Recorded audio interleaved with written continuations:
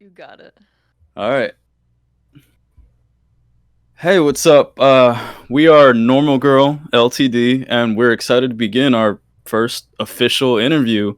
My name is Ella, and I'm joined by my co-host and Normal Girl co-founder Connor. What's up? And today, our guest today is a very talented artist, Seramonies. Seramonies, how are you? Good. What's up? All Thanks right. for having me on. We're really glad to have you on. Thank you for joining us. Yeah. All right, Seramonies. She's a Baltimore-based artist who's been creating really moving music for quite a while now. Her most recent work comes under this alias, which she just released her debut EP under, titled Apparitions, which refines the sounds heard in her earlier singles dropped this year. And Connor, would you like to read out the first question? Sure thing. Okay, so to begin, what style would you think to describe your music under, if there's a term that could encompass it all? So, describing my music or like categorizing it has always been a challenge. It like my music encompasses so many genres and styles that it's like really hard to pinpoint something exactly. Sending my music to streaming services is always tricky because it asks you for a genre, and I always have no idea what to click. Yeah, I But get that. Yeah. I would say the best way to describe my music as a whole is ethereal wave. But like I said, I find that conforming to one genre or even one vibe is really limiting because I like to experiment with my music and try my hand at incorporating different genres. Like it gives me a chance to make my own style of music that's unique. Yeah, Um, I completely understand that. When definitely. I It definitely.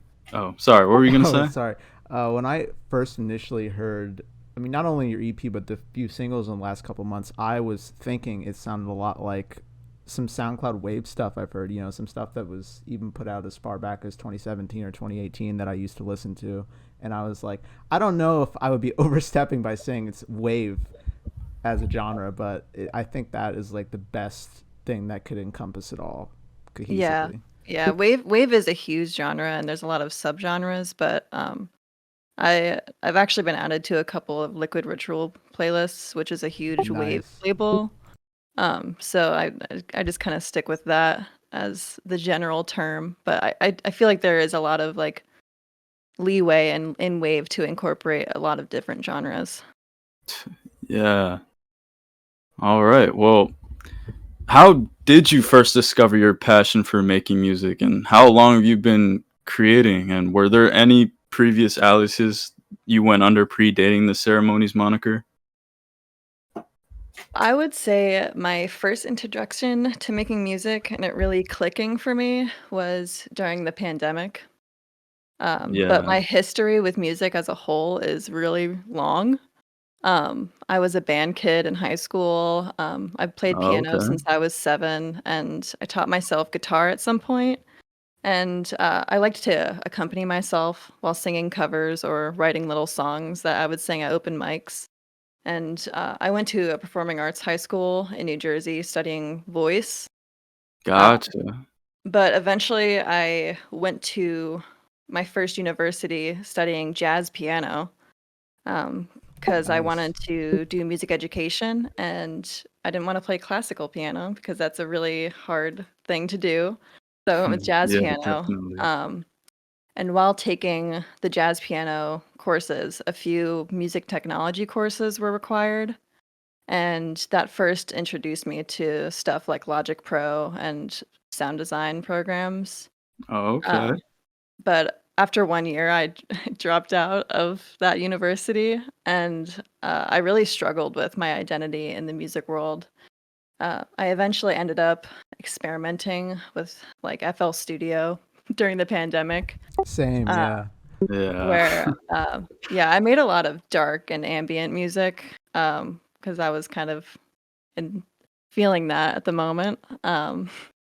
And I originally went over the under the name Orion, and I released like 2 songs under that name. But then I realized that a lot of people want to have the name Orion. Yeah, So we I actually have couldn't. a friend named Orion who goes by a different name now, but that's their still their Discord handle. It's kind of funny to hear someone else who went under the same Yeah. Yeah, alias. it's a pretty common name. I All actually had right. someone DM me at some point and was like, "Oh, this is my friend who has the same name as you, and their music is a lot better." And Wow. That's so, a little lame of a That's comment. that's unnecessary. yeah, Jeez. so I was just like, "Oh, I guess too many people want the name Orion." But, like, honestly, I've had several identity crises, with music and having different names. Uh, Same.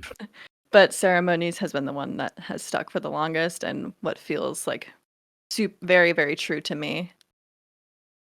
Yeah.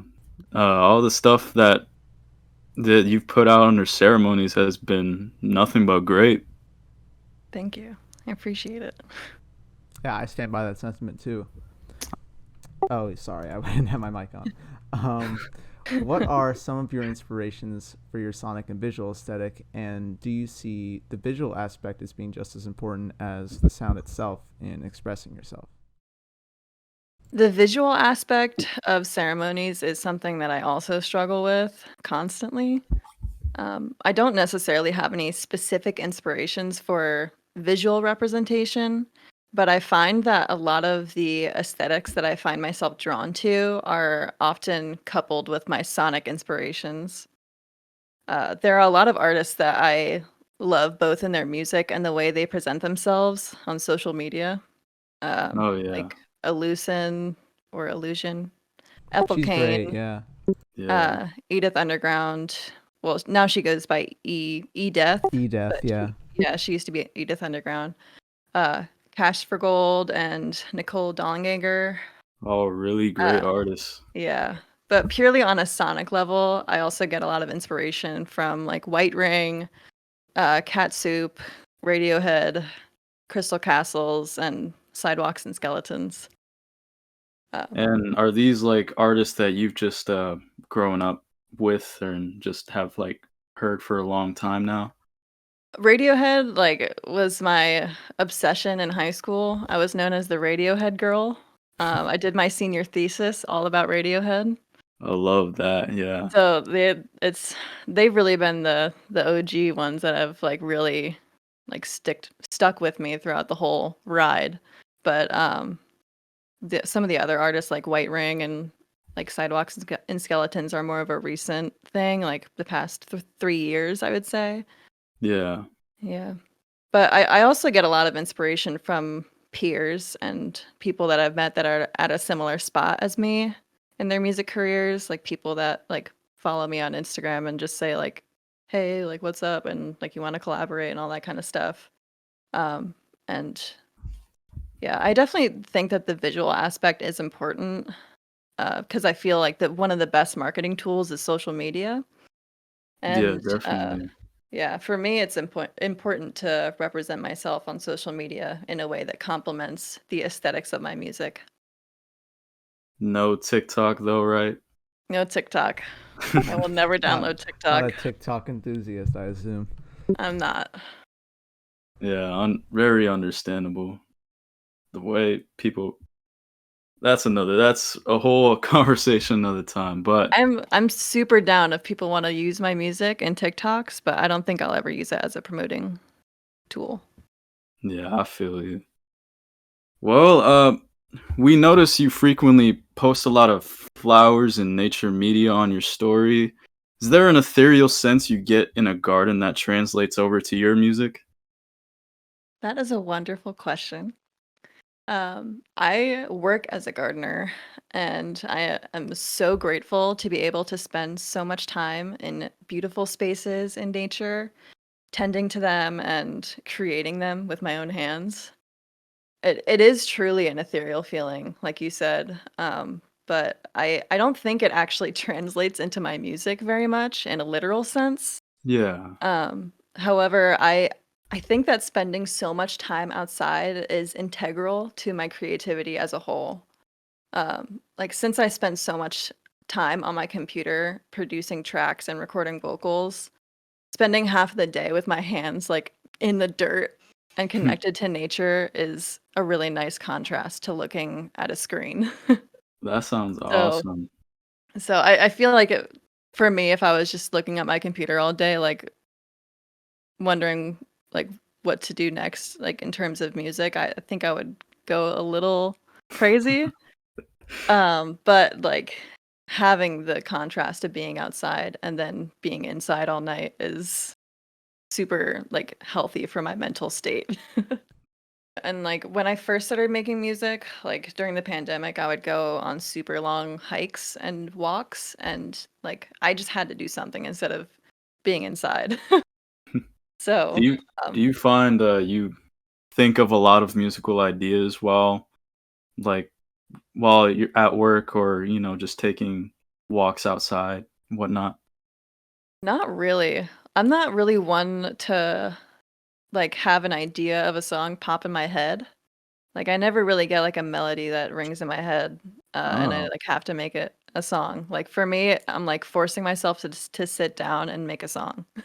And that's like when it happens. But like I will just be like messing around on Ableton, and then like I'll have like a loop or like a minute and 30 seconds of something, but then I'll keep like replaying it throughout the day and then I'll get ideas. And like maybe while I'm working, I like think about the song and I'm like, oh, that would sound nice. But I can't really like stop what I'm doing and like write it down gotcha. because my hands are dirty. So Yeah, of Makes course. sense. So I'm guessing your notes app is pretty clear of all like musical ideas and stuff like that. yeah, my notes app is a lot of garden walkthrough maintenance lists. That's awesome. All right, and getting to the next one, your EP Apparition just released this past Friday. How do you think it differs from your previous work? Apparition is quite different from my previous work, specifically like the Heaven's Gate era of ceremonies. For the OGs that have been there, they know what I Shout mean. out. Uh, but Apparition is definitely quite different from that. But specifically in Apparition, I tried to incorporate an acoustic instrument in every track, which ended up being guitar in every track, whether it be from sampling or playing it myself, and that's something that I haven't done before. Um, there's something very grounding about hearing acoustic instruments with my usual trap and wave elements and like the ethereal vocals. And it feels very true to me and like a great starting point for where I want my music to go in the future. Yeah, yeah, definitely. That was so the release opens with Escapism, which features an ethereal guitar tone that really shines through prior to the vocals coming in, which really immersed and drew us in on our first listen. How long have you been playing guitar? And are there any other instruments you said you're pretty well versed in piano as well, but you're well versed in or classically trained in? So Escapism actually was not a track I played guitar on. Oh, It was a sample of the song EO by Black what? Hill, and That's a I didn't great really. flip. That's It is. insane Yeah. sampling. I didn't do much to the song other than slow it down and lower the key. But the original song is extremely beautiful and thought-provoking and emotional. And I don't think I've ever heard a solo guitar track that has evoked such strong emotions in me. Um, but I do play the guitar, and I did play the riff in Vow on my electric guitar. I taught myself when I was like 13, but I can really only play like chords and some riffs. God, you're not Um, much of a shredder. no, sadly, no. But yeah, like I said earlier, I was a band kid in high school, like Yeah. a huge band kid. I was in every band ensemble, jazz band, marching band, concert band, everything. Which instrument did you play? Um, I I tried a lot of stuff. So, like, when I first started marching band, which was, like, my first introduction to band, I was in the color guard. but then we had a shortage of instrument players, so I taught myself trumpet. Oh, And trumpet. then I ended up playing the baritone horn, and I played baritone horn for like 4 years, and I actually ended up doing Drum Corps International, and I did 2 seasons of touring around the country, playing the baritone horn in a very athletic marching band. Very athletic. What do you mean by Yeah. that? It was like we would rehearse like 10 hours a day in the hot sun, Holy shit. and like we like toured and slept on gym floors, and yeah, it was a very crazy experience, but like with band, I just liked taking home instruments and learning them. Like it didn't really matter what it was. And yeah, I mean I still play piano, but I haven't played any other instruments in forever except for piano. Well, piano just for production's sake. Gotcha. All right. Well, I've known some people in marching band and drum corps, and they've never said it's been easy. So I completely understand.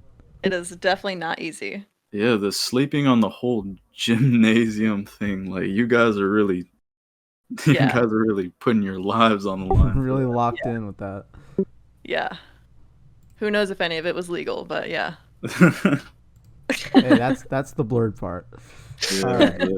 So track 2, titled "Prayer," features a switch up to a more kind of Americana-slowcore style with dynamic vocal runs. Is this track a foreshadowing for the direction your music will take in the near future? I hope so. Awesome. Honestly, I can never really tell what my next project will sound like. I always have ideas and it ends up being completely different than expected. But I really loved creating the track with Darko and Rivi, and I would love to create more like it. It's actually probably my favorite song in the EP, just because like not only is it beautiful, but working with Darko is always a pleasure, and Rivi hopping on the song was just the icing on the cake. I've been a fan for her music for a while, and she is amazing. Yeah, so Darko, you've previously been featured on songs with Darko in them as well. How long have you guys been working together on songs? Darko and I started working together probably a year ago now. We did Waste together. We co-produced it. Yeah. And that is my biggest song Oh so yeah, far. I didn't know So that there was co-production on that actually. yeah, First song I ever so heard from you. That song blew me away when I first heard it.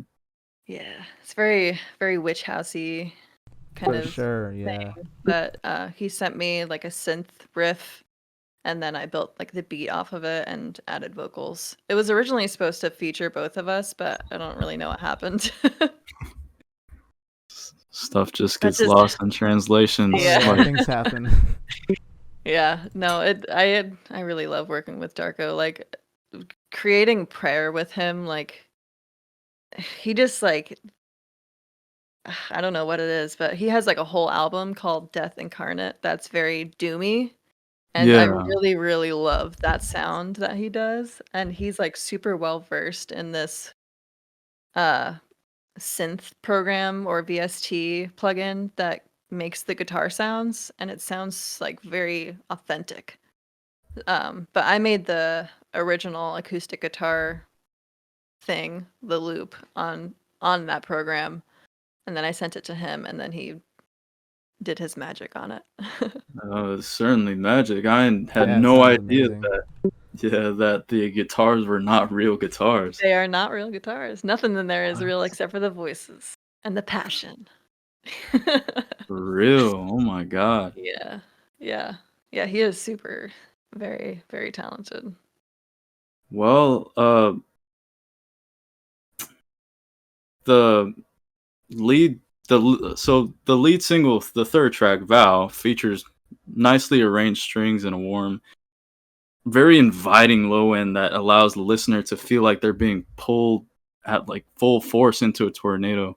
Can you tell us a bit about the writing and recording process for that song? So I feel like my music is written in one of two ways. I either finish the whole track in one night, or it takes like a few months to a year to finish. Like Safe was something I started like a year and a half ago, and I didn't finish it until like last month. Really? Yeah, And it you just sat for a while, but and it just doesn't like well, I'm guessing like how does the process for like a song that takes a year go? Do you ever just kind of lose sight of it for a bit and then you just have to kind of come back till you feel confident enough to work on it again? yeah. So like Safe was technically finished like a year and a half ago.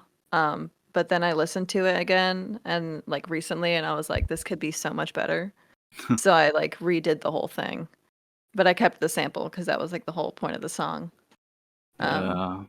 but like for Vow, I was just like messing around with the slow and heavy beat with like the synths and the drums, and I was playing a riff on like a synth, and I couldn't replicate the sound that I wanted. So I was just like, all right, I'll just whip out the guitar that my dad gave Yeah. me like 2 Christmases ago. And it was the first time I had recorded guitar on in Ableton. But it turned out Oh. exactly how I wanted it to. And then I'm pretty sure I recorded the vocals in one night too. And I was thinking a lot about at the time about how I was getting married very soon. And it definitely represented itself in the lyrics. I mean, it's about taking a vow to somebody. So Yeah, no, that I remember seeing you post about that and I was just like, "Wow, congratulations. That's insane." yeah, Yeah, it's the lyrical content in that track's very powerful. thank Yeah, you. and now to know it relates yeah, it does make a lot of sense that it relates back to you being married, like taking vows and everything. That's really moving.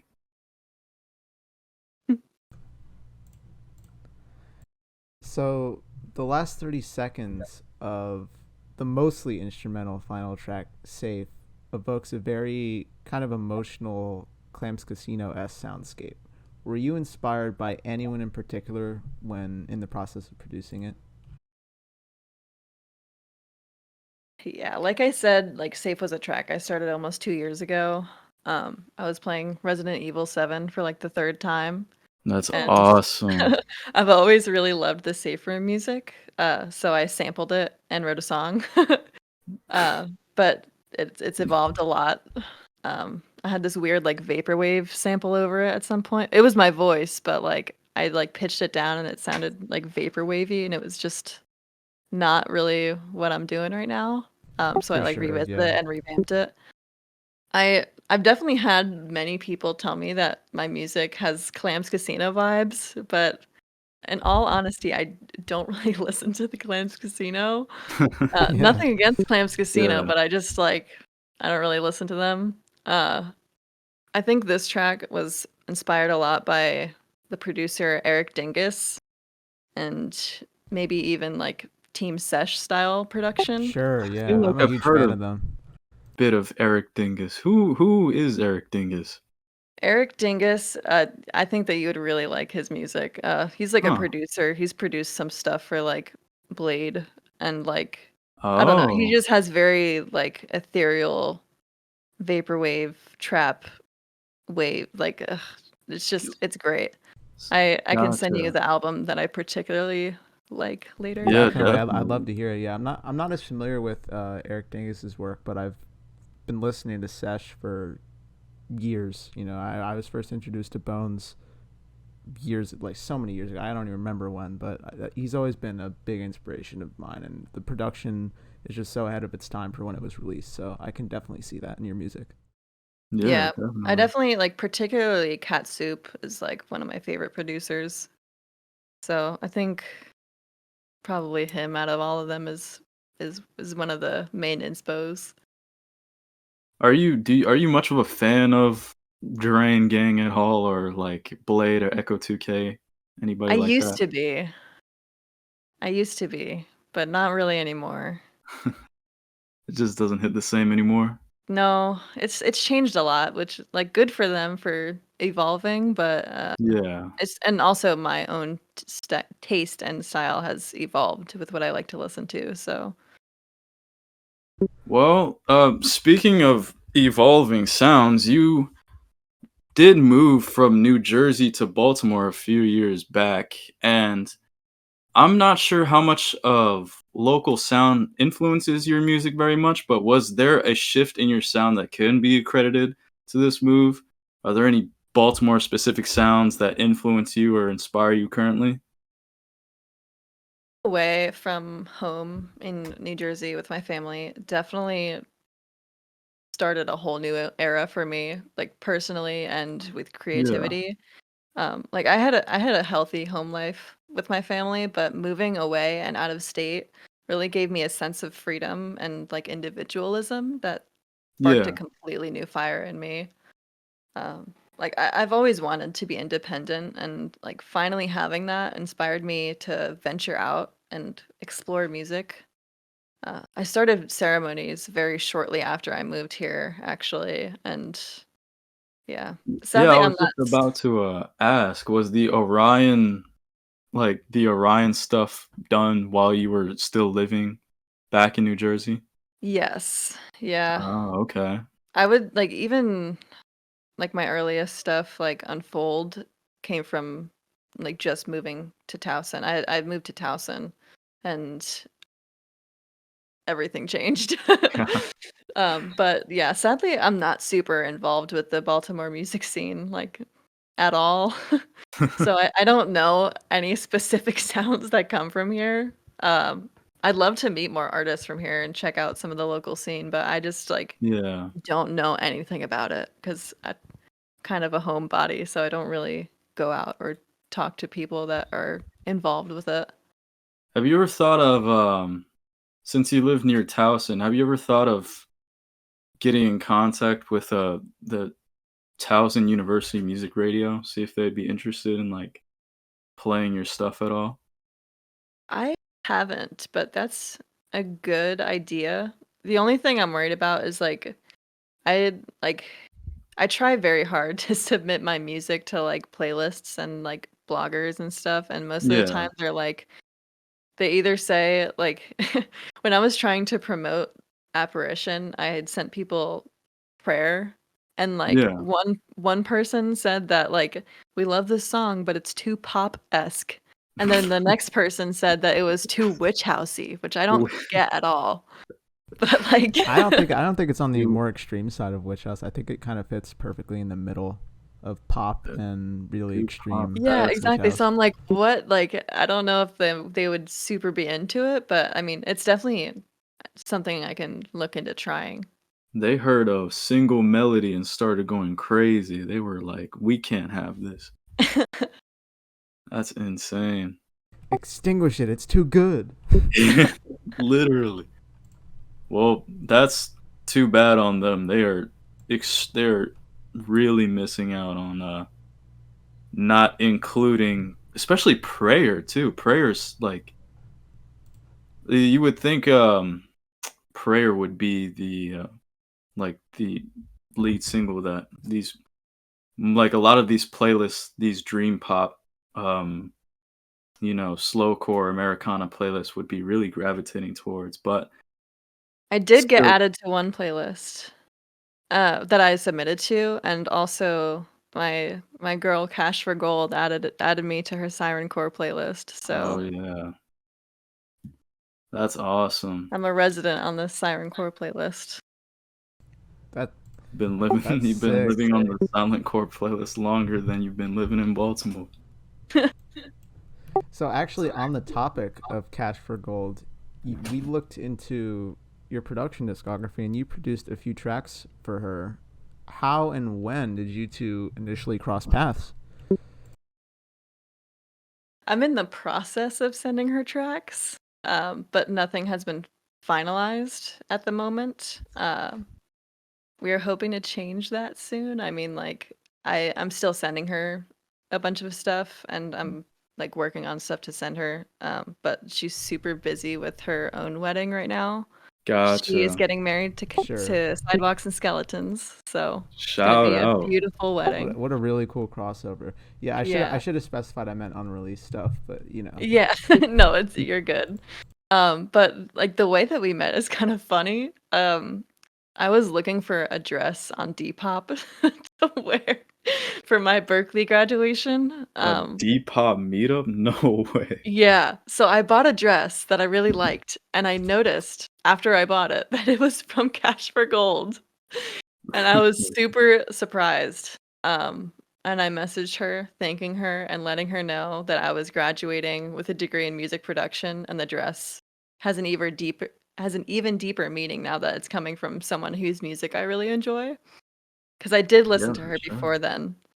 But at some point I Sure, yeah. tagged her in my Instagram story and I was like, "Thank you for the dress." And then she followed me. And on her birthday, she posted something saying, "Send me beats for my birthday." So Oh, okay.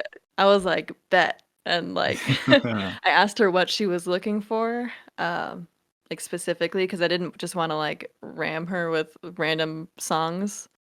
And then after Yeah. that, like she started listening to my music and she was like, anything like Waste is gonna be great. And I did send her something and I think she was working on it for a while, but then like she got engaged and everything blew up.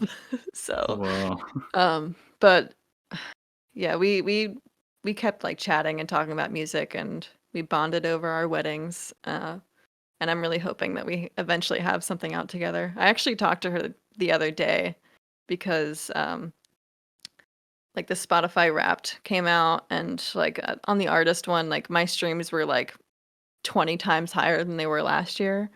And I Yeah. think a lot of that was because of her adding Waste and No More Suffering to the Siren Core playlist because like it definitely wouldn't have like blown up as much if she hadn't put that on there.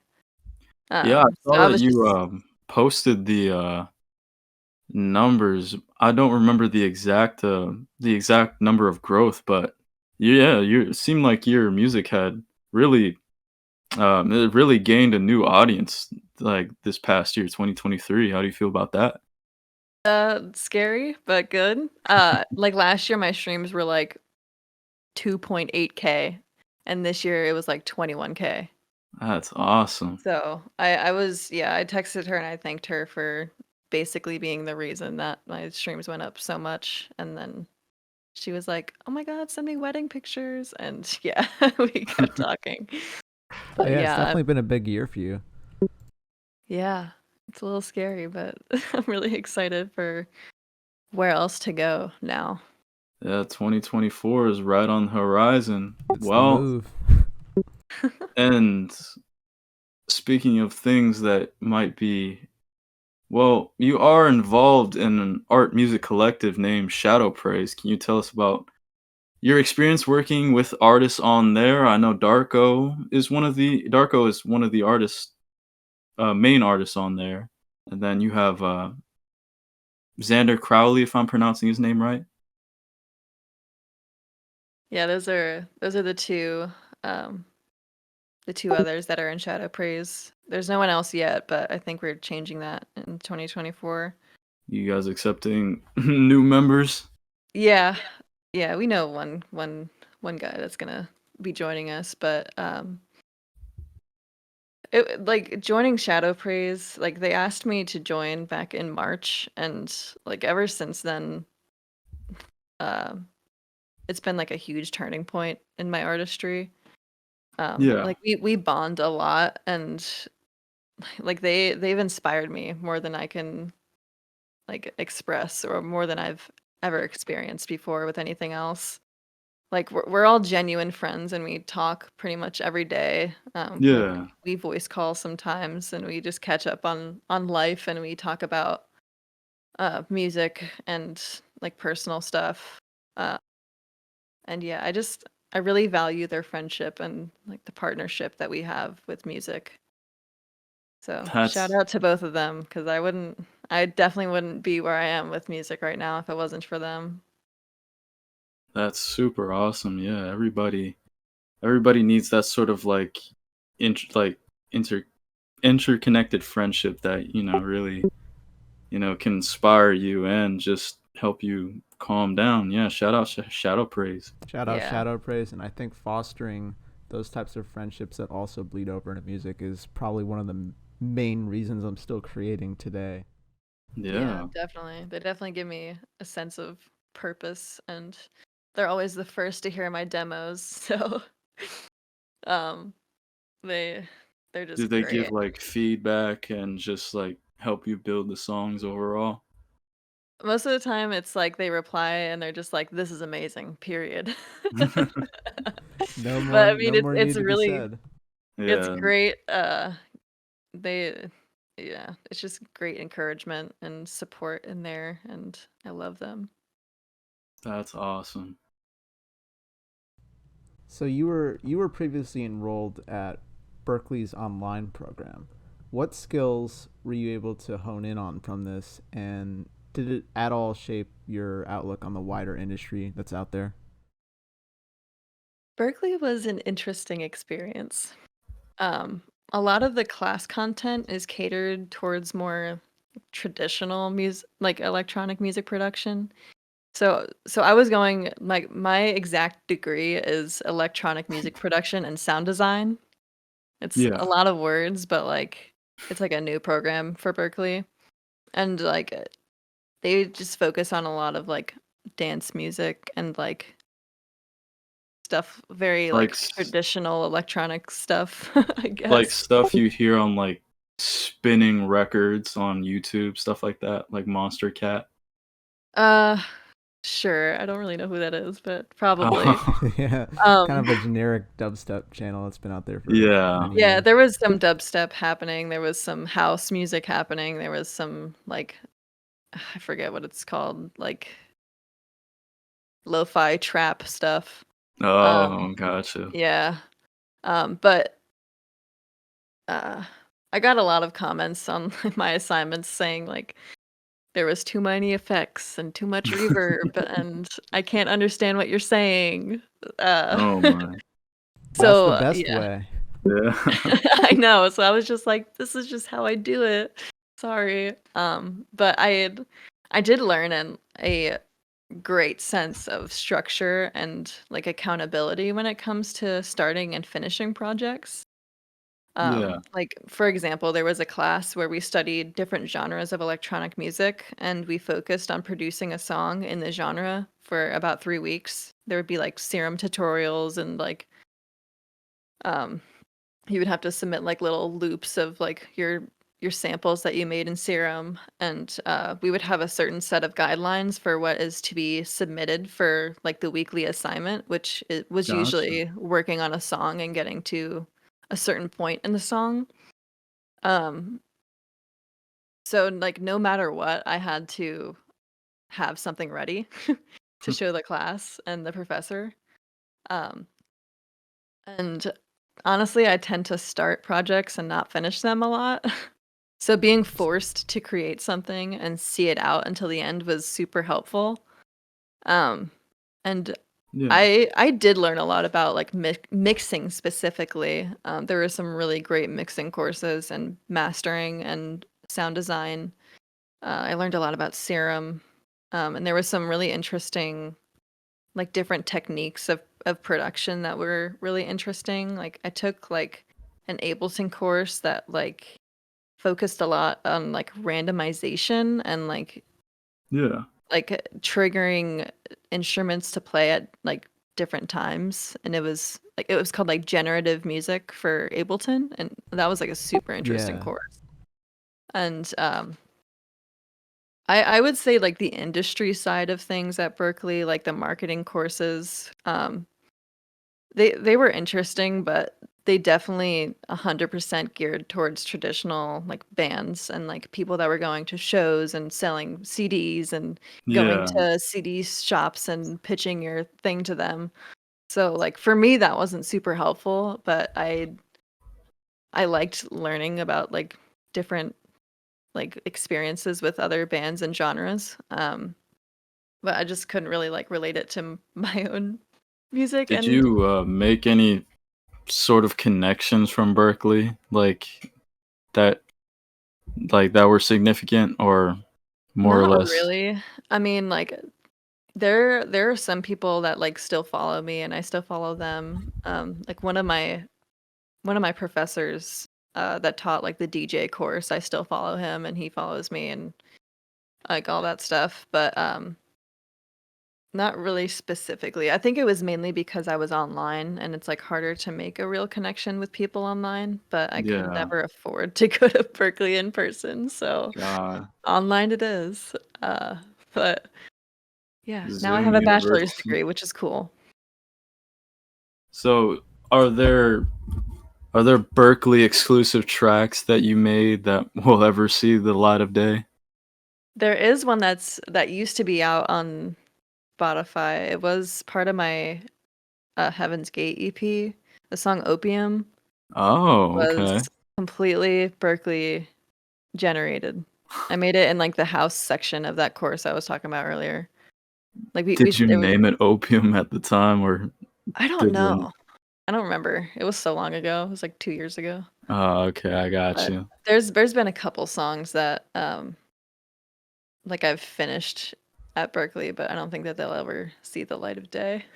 It's generated from the Berklee brain. Yeah. Yes. Leakers are gonna be getting a hold of that sometime in the future. Better keep your iCloud secure.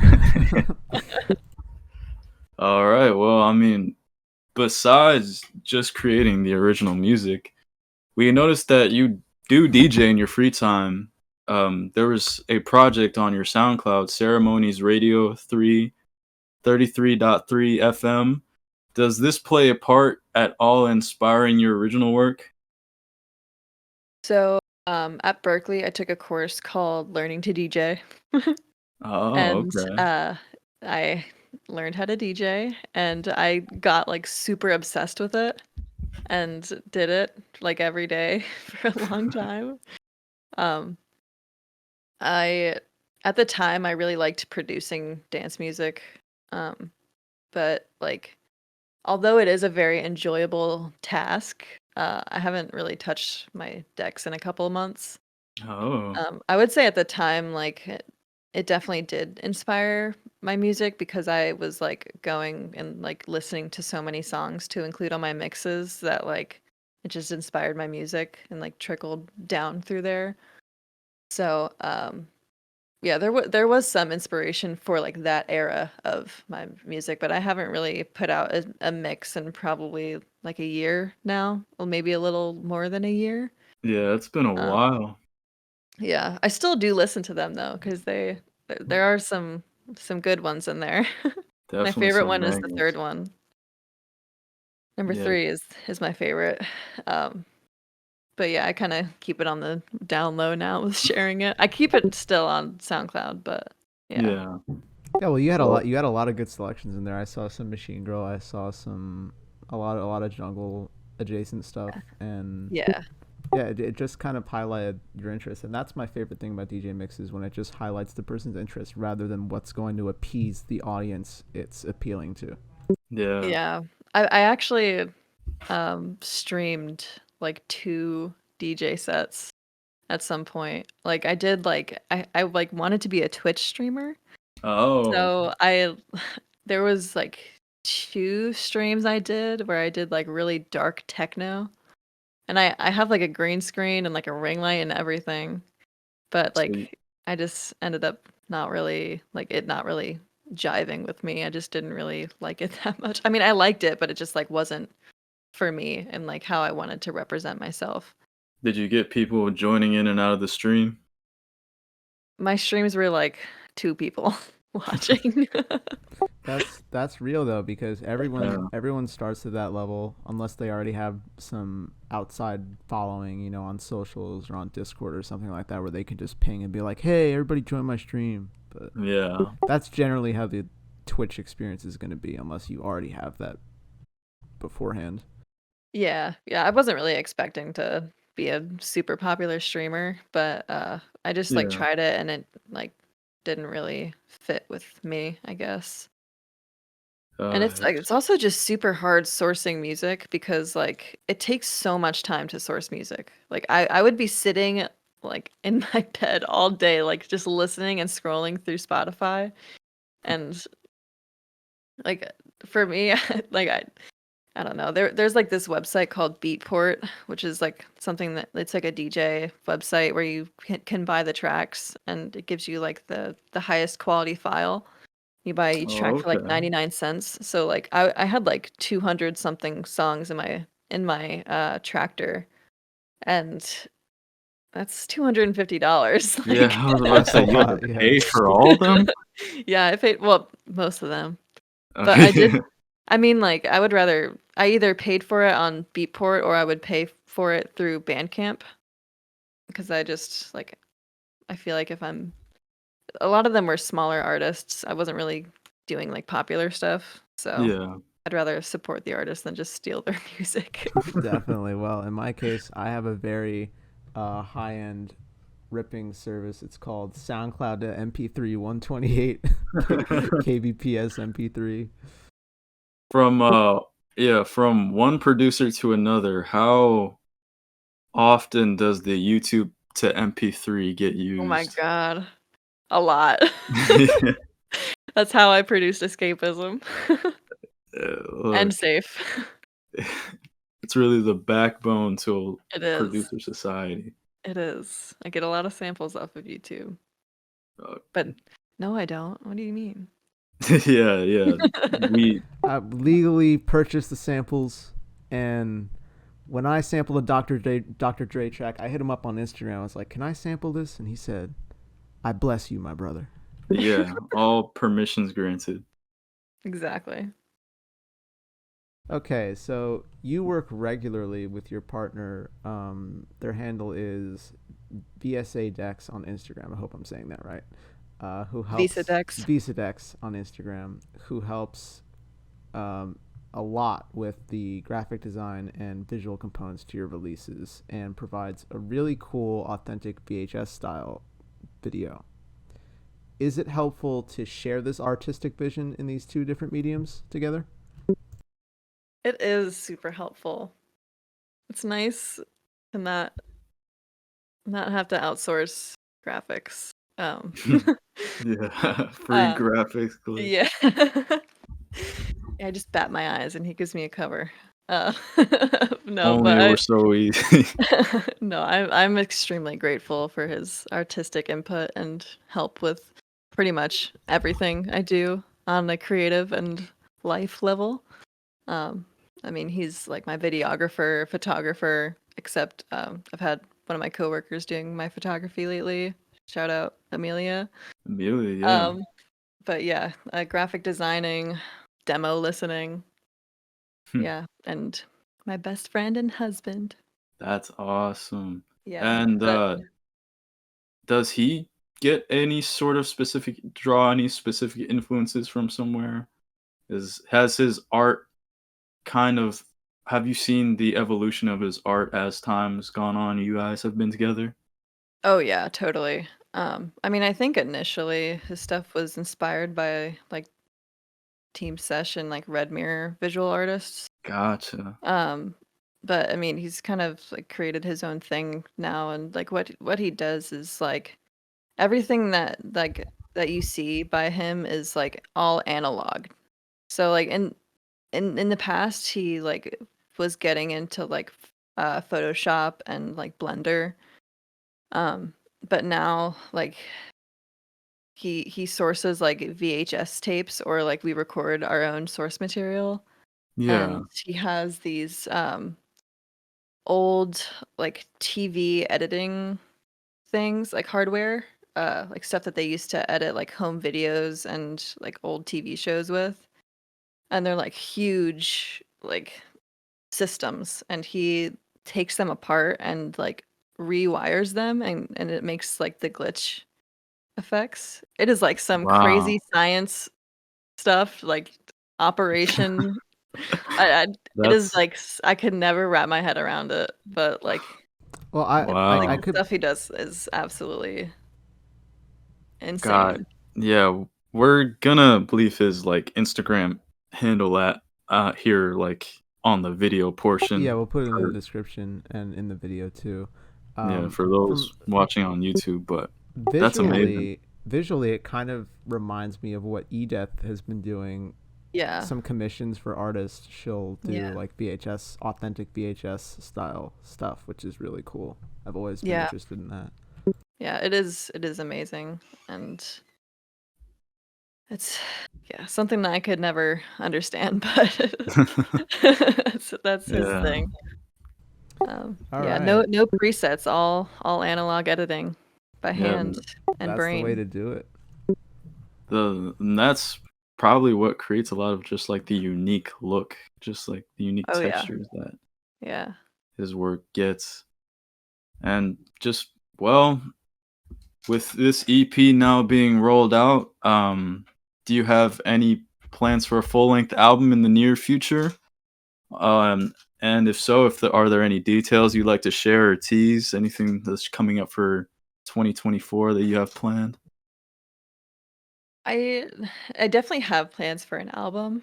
Like originally, Apparition was supposed to be an album, but I just never ended up making enough songs for it. But yeah, I'm hoping maybe like late 2024 or like mid 2024. Yeah. Definitely gonna do a couple more singles and maybe some more like collaborations. But I like other than music, I really want to roll out like a very limited line of merch. Oh, okay. Maybe in the midst of releasing some singles. Nice. Like we've been talking about like some shirts and maybe stickers because I like having the option of not having to spend a bunch of money. Yeah. Like having something smaller that is more accessible that people might want. But we were thinking, like Visa and I were thinking about screen printing them ourselves because it's a very useful thing to learn. And like with him being a visual artist and graphic designer, like Yeah. he can screen print his own stuff as well. So we were chatting about that the other day, maybe getting a small screen printing device and maybe making like 20 or 30 shirts and selling them. Look, I'll be customer number 1. That sounds amazing. I'll be customer number 2 then. Yeah. Absolutely. And any plans for like CDs, cassette tapes, any physical like copies of your music at all? I'm not sure about like the demand for CDs, which is like what I'm worried about. Yeah. It just seems like a lot of like odds and ends for like something that might just sell like 5 CDs. Maybe like perhaps like if I grow my audience more and like the album comes out and it's like really well received and people want hard copies, like I would be open to that. I think I would probably do cassettes first before I did CDs. Yeah, I was just gonna say, as far as I know right now, tapes are actually in bigger demand than any other medium. Even vinyl, I think in some cases, like people want tapes now more than ever, which is insane cool. because half of them don't have the means to actually play the tape. So it's just mostly just like a piece of merchandise, which is cool. I mean, I'm down for that. And I think that my music would sound really awesome on a tape machine. Do you have a physical music collection at all? Like, I do have vinyls. I have like a bunch of Grimes vinyls. I have Grimes, I have a lot of Bruce Springsteen vinyls. Thanks, Dad. Basically the same thing. Yeah, I have like a bunch of classic rock vinyls. Some like newer stuff, and actually for my birthday, like 2 years ago, Visa like printed a bunch of songs that I really like on a vinyl, and like the cover of the vinyl is like a picture he took of me, and he gave that to me for my birthday, and it's like some songs that are not on vinyl. Wow, that's awesome. So it is super cool. Like my favorite Illusion song, Silhouette, is on there, and that is not on vinyl, and I'm like, I have the one that's on the vinyl, and it's great. Is it pronounced illusion or is it illusion? I usually pronounce it illusion. Illusion? I don't Illusion? I Ellison? thought it was a hallucin. Maybe it is Illusion. I don't know. No, but silhouette on vinyl is It insane. is great. It sounds amazing. Hell yeah. I have one Grimes album on vinyl. It's Getty Primes. Oh yeah. Oh, that one. That's I used to be her obsessed with Grimes. her old stuff is just It's really awesome. It's really overshined by her whole thing with Elon. People just are like, ew, Grimes. But then when you look at her old stuff, it's yeah. like, you know what? I can kind of get behind this freaky. Oh yeah, like how freaky weirdness. discovering how Faxa was like my introduction into like music that isn't like normal. And that's like it seriously inspired me to like basically start making music. I would say like the time that I found like how Faxa was kind of the time where I started making music. So Yeah. it definitely like super inspired me, especially her being like at first starting out as a very small and awkward female artist, which I can relate to a lot. Well, I'm sure it's certified normal here in our definition. Super normal here. Yeah. Well, we'll be looking out for any new releases you put out within, any time in the future. And we will put your socials on the screen right now. Thank you so much, Seramonies, for being here with us and giving us some insight and shining some light on your past experiences, future ideas, and some ideas behind your music. Any closing statement you'd like to make? Thank you very much for having me on. No problem. Absolutely. Thank you to everyone listening. Yeah, thank you to everyone who listened to this interview, and please go support Seramonies. Her music is amazing, and if you like pretty much everyone that's going to be featured on this channel, then you're going to like Seramonies. Shout out Normal Girl. Shout out Normal Girl Unlimited. Shout out Normal Girl Unlimited. Thank you, Seramonies. Shout out Normal Girl. Thank you, Seramonies.